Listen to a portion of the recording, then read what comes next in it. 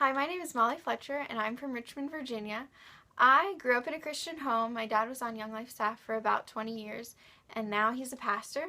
So I've always known Jesus and what he's done for me.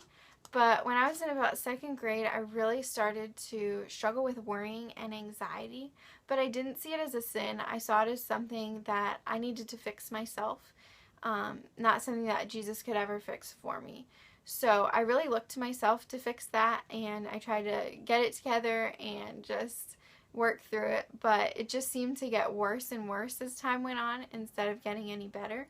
So I got to the point where I was just frustrated and angry at it and annoyed that it just wouldn't get better, and I still felt stuck in it. I felt very controlled by it, and just like it was controlling everything I thought about, everything I did, and I just was upset about it and I wanted it to change. And so I began to realize that it was a sin and I needed Jesus to fix it, and I needed him to transform my heart, but I needed to consciously give that over to him and allow him to transform that.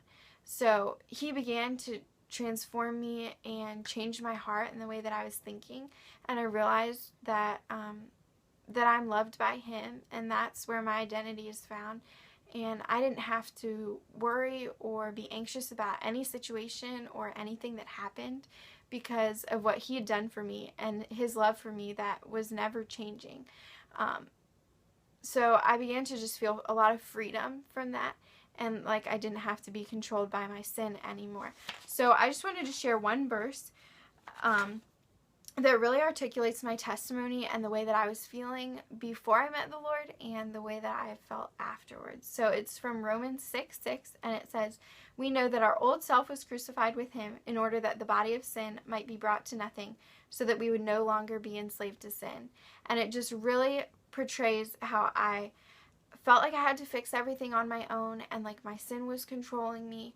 But now that I really trust the Lord and I'm able to give that to him, he is able to free me completely of that, and I'm able to just be transformed by his love and his grace. So thank you so much for listening to this, and I can't wait to be with you guys in a month.